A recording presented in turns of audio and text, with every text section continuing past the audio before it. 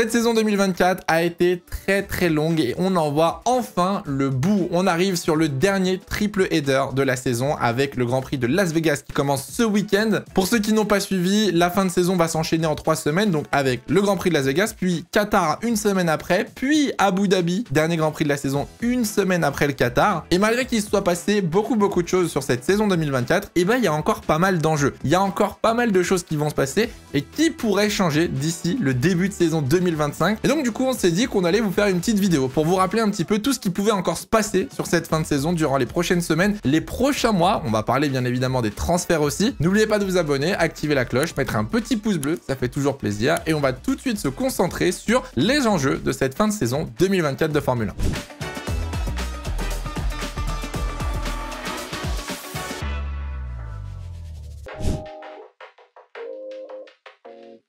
Bon, on va commencer cette vidéo par les transferts. Vous le savez, il ne reste qu'un seul baquet de disponible sur la grille de 2025, c'est celui de chez Racing Bulls. Aux côtés de Yuki Tsunoda, pour l'instant, aucun pilote n'a été confirmé pour l'année prochaine. Et si ce baquet se fait attendre, si cette confirmation met du temps à arriver, c'est à cause d'un seul pilote, Franco Colapinto, pilote argentin qui a remplacé Logan Sargent à partir du Grand Prix d'Italie 2024. Et bah Franco Colapinto, malgré sa faible expérience en Formule 1, est en train de créer un vrai casse-tête pour toutes les écuries. James Wolfe, le team principal de chez Williams, fait tout ce qu'il peut pour essayer de placer son pilote dans un baquet sur la grille l'année prochaine, sauf que vous vous doutez bien qu'il n'y a pas beaucoup de baquets disponibles. Alors pendant très longtemps, on a cru que Franco Colapinto aurait pu récupérer le baquet de chez Kick Sauber aux côtés de Nico Hülkenberg l'année prochaine, sauf que on a eu très récemment la confirmation de Gabriel Bortoleto, pilote brésilien, actuellement leader du championnat de F2, soutenu par McLaren et géré en plus managé par l'académie de Fernando Alonso. Mais du coup, la question c'est comment Colapinto pourrait se retrouver sur la grille en 2025. De là interviennent deux options. La première était d'envoyer Franco Colapinto chez Red Bull. On sait qu'il y a eu de longues discussions entre James Wolfe et Christian Horner. Pourquoi pas pour remplacer Sergio Perez? L'intérêt de mettre Franco Colapinto chez Red Bull, ça aurait été d'attirer tous les sponsors d'Amérique latine. Et pourquoi pas pouvoir se séparer de Sergio Perez. La deuxième option, ça aurait été de le mettre chez Williams, à la place de Carlos Sainz, qui on rappelle devrait rouler normalement aux côtés d'Albon l'année prochaine. Et Carlos Sainz, lui, aurait pu se retrouver chez Red Bull, aux côtés de Max Verstappen, toujours à la place de Sergio Perez, bien évidemment. Cette rumeur, elle est apparue après une certaine clause que Carlos Sainz aurait dans son contrat chez Williams, qui lui permettrait de quitter l'écurie si jamais Red Bull ou une top team venait demander ses services. Alors, cette rumeur a été démentie, et le gros problème pour Colapinto, c'est surtout que Perez a été confirmé. Mais quand je vous dis confirmé, c'est bien de chez bien. Sergio Perez va ramener de nouveaux sponsors chez Red Bull d'Amérique latine en 2025, des sponsors qui vont payer très cher, et des sources ont déjà confirmé que Red Bull avait donné le feu vert pour créer le merch 2025 de Sergio Perez pour l'année prochaine. Donc autant vous dire, Perez ne bougera pas. Voilà, c'est dit, Perez sera là l'année prochaine. Et c'est là que tu te dis, Colapinto, du coup, bon, bah c'est mort. Colapinto n'aura pas la place de Liam Lawson actuellement, c'est très compliqué, et c'est là où Alpine, sorti de nulle part, est apparu, car Flavio Briatore fait son maximum pour remplacer Jack Doohan, qui pour l'instant n'a jamais roulé en Formule 1, par Franco Colapinto. Alors là, vous devez vous dire, mais quel est l'intérêt d'aller chercher Franco Colapinto quand tu as Jack Doohan dans ta voiture, qu'il a déjà un contrat signé depuis le mois d'août 2024? Bah, Franco Colapinto a prouvé être un très bon pilote. Quand on voit les performances actuellement chez Williams, bah, chez Alpine, on se dit, bah, en vrai, ça pourrait être un très bon profil pour épauler Pierre Gasly. Il a tout ce qu'il faut, il lui manque peut-être encore un petit peu d'expérience, mais t'as déjà plus de preuves que Colapinto pourra performer que Jack Doohan, qui n'a pour l'instant jamais roulé en Formule 1. Bon, le cas Colapinto, dans tous les cas, il va falloir surveiller. Moi, ce que je pense, en tout cas, c'est que Alpine va faire son maximum pour le recruter. J'ai du mal quand même à voir Jack Doohan se faire dégager avant même le début de la saison. Ce serait vraiment horrible de la part de Alpine. Pour ce qui concerne le dernier baquet en Formule 1, je pense que Liam Lawson va le garder. Il devrait rester aux côtés du Tsunoda chez VCarb pour la saison 2025. Ça me brise un petit peu le cœur pour Isaac Hadjar, parce que si Isaac Hadjar remporte le championnat de Formule 2, Isaac ne pourra pas rerouler en Formule 2 l'année prochaine. Et il n'y aura pas non plus de place en Formule 1. Isaac serait donc peut-être forcé à partir en Super Formula ou dans une autre catégorie. Et ça m'embêterait un petit peu, mais ça, pour l'instant, rien n'est joué. Et il va falloir surveiller ce qui va se passer dans les prochaines semaines et sur les prochains Grands Prix. Lors du dernier Grand Prix au Brésil, Alpine a réalisé le braquage de la saison. Ils ont récupéré 35 points au classement constructeur et ont réussi à doubler 3 équipes dans le tableau en remontant à la 6e position. Et cette 6e position, elle est extrêmement disputée depuis le début de la saison par Haas et Racing Bulls. Maintenant, Alpine se rajoute et on a donc 3 équipes à moins de 5 points avec 3 courses restantes. Malheureusement pour ces 3 équipes, la 5e place est clairement hors de portée. Aston Martin est dans ce qu'on appelle un no man's land, c'est-à-dire qu'il n'y a personne devant, il n'y a personne derrière. Et Williams, avec seulement 17 points, ça me paraît quand même difficile. Il faudrait un miracle pour que Williams remonte au classement. On parlera même pas de Kick, hein, bien évidemment, qui a 0 points sur cette fin de saison. Mais vous devez vous dire du coup, en quoi cette bataille est importante. Pour la 6e, 7e et 8e place du constructeur, ça va rien changer. Ils remporteront pas de trophée à la fin de la saison. Au contraire, on rappelle qu'en fonction de la position au classement constructeur, vous avez des primes et vous avez du temps de soufflerie alloué. Plus vous êtes haut dans le classement, moins vous avez de temps en soufflerie. Plus vous êtes haut dans le classement, plus vous gagnez de l'argent. Et c'est là où tout l'enjeu est pour ces 3 écuries du midfield. Si on prend l'exemple de 2023, l'année dernière, la 6e place au constructeur avait remporté 87 millions d'euros. La 8e place avait remporté 15 millions d'euros de moins, soit 72. Ça veut dire que 15 millions d'euros pour une équipe comme Alpine, Haas ou V-Carb, ça peut quand même faire une sacrée différence. Alors pour Alpine, en vrai, ce serait cool de voir Alpine terminer 6e au classement constructeur. Ils sont quand même partis de très loin. La pire voiture en début de saison.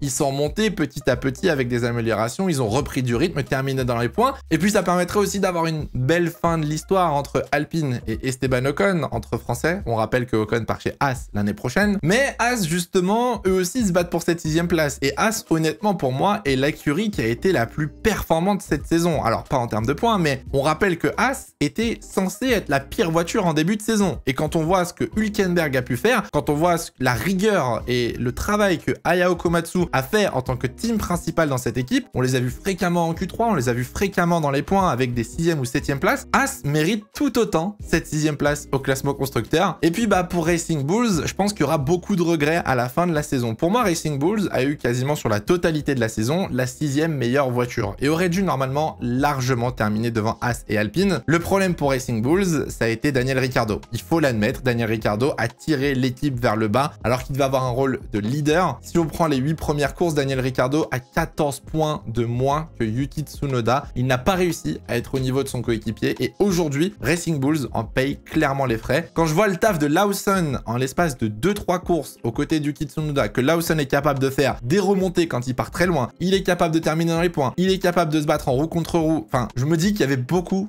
mieux à faire pour Racing Bulls sur cette saison 2024. Je vous donne mon prono sur cette fin de saison. Malheureusement pour Alpine, je pense que cette 6e place ne va pas durer et je vois très bien Racing Bulls terminer 6e devant Haas 7e et Alpine 8e. Je vous laisse me dire dans les commentaires vos pronos, mais j'ai du mal à y croire pour Alpine sur ces 3 dernières courses de l'année. Ah là là là là, ces 3 derniers GP de la saison ne marquent pas seulement la fin de l'année, mais ça marque aussi la fin d'une des plus grandes collaborations de l'histoire de la Formule 1. Lewis Hamilton quittera Mercedes à la fin de l'année après 13 ans passés dans cette équipe. C'est un record, aucun pilote n'a passé autant de saisons dans la même équipe. Alors Lewis Hamilton va partir avec un palmarès exceptionnel, honnêtement. En 12 saisons chez Mercedes, c'est 247 Grands Prix, 6 titres pilotes, 8 titres constructeurs, c'est 151 podiums, dont 84 victoires et 78 pole positions, des stats ahurissantes. Honnêtement, c'est vraiment la collaboration qui aura marqué notre époque en Formule 1. Et malheureusement, cette collaboration, elle se termine mal, il faut l'avouer. Lewis Hamilton, aujourd'hui, clairement, est en manque de motivation, est en manque de performance. L'écurie va pas forcément non plus très bien. Alors, à noter que sur cette dernière saison, il a quand même gagné 2 courses. Il a gagné le Grand Prix de Belgique avec la DSQ de George Russell et il a surtout gagné son Grand Prix à domicile, Silverstone, avec une course exceptionnelle. Mais voilà, on l'a encore vu au Brésil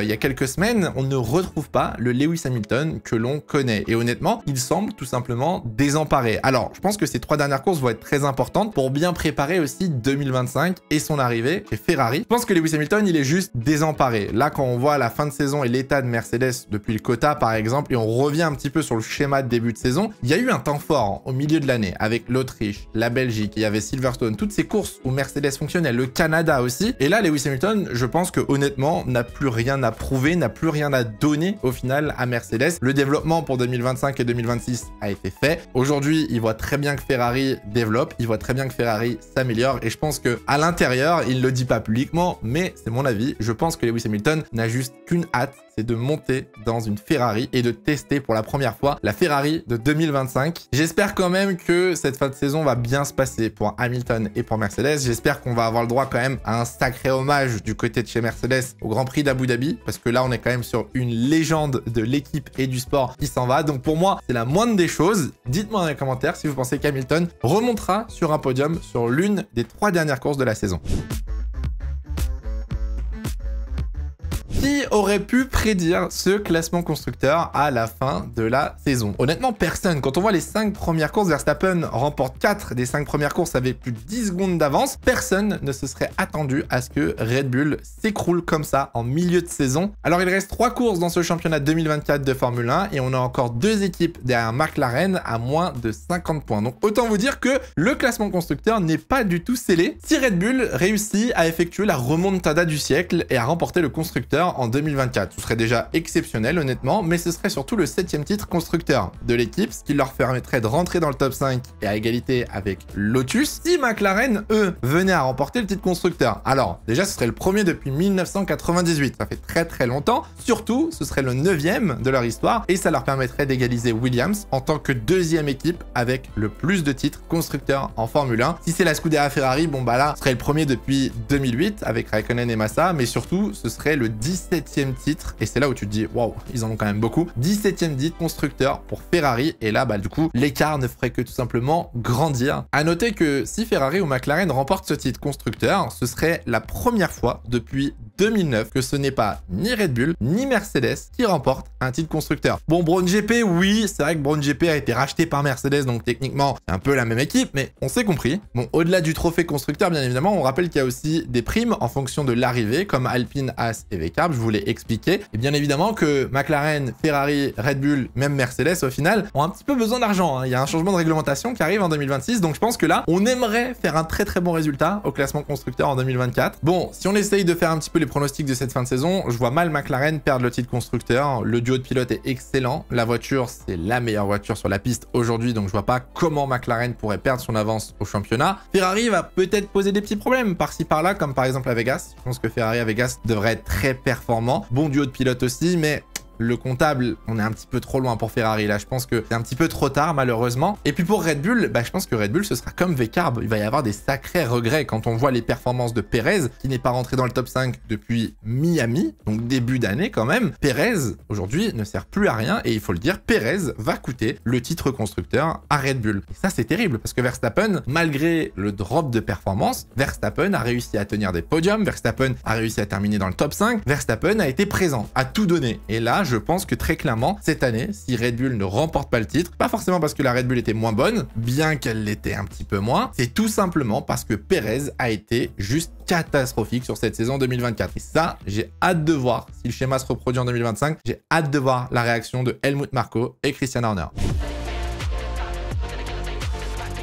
Bon et bah pour finir cette vidéo, on est obligé de parler du classement pilote et potentiellement du titre qui va se jouer entre Lando Norris et Max Verstappen. On rappelle que Charles Leclerc mathématiquement n'est plus dans la course au titre. Max Verstappen pourrait remporter son 4e titre de champion du monde à Las Vegas si Lando Norris ne le bat pas de 3 points au minimum. Et même si Lando Norris venait à battre Max Verstappen de 3 points à Vegas, il faudrait que Lando Norris remporte la course sprint, la course longue au Qatar, puis le Grand Prix d'Abu Dhabi et que Verstappen abandonne sur ces 3 courses. Autant vous dire que c'est quand même très peu probable. Alors du côté de Lando Norris, je pense qu'il n'y aura pas forcément des regrets parce qu'il a fait une très bonne saison. Il n'a pas été du tout aidé par son équipe. Il n'a pas forcément été aidé par Piastri non plus. Très clairement, on pourrait se dire oui, c'est une première saison pour Lando Norris. Il apprend, peut-être qu'il aurait pu faire mieux par-ci, par-là. Pour moi, Lando Norris et surtout McLaren avaient toutes les cartes en main pour remporter le titre. Malheureusement, il y a eu trop d'erreurs d'exécution. Les consignes d'équipe n'ont pas été posées au bon moment. Il y a eu une très mauvaise gestion des 2 pilotes. Et ça, si on additionne tous les points perdus par-ci, par-là, et ben je pense que ça va coûter très cher à Lando Norris à la fin de la saison. Bon, et puis on va pas se mentir, il se battait aussi contre Verstappen, hein. C'est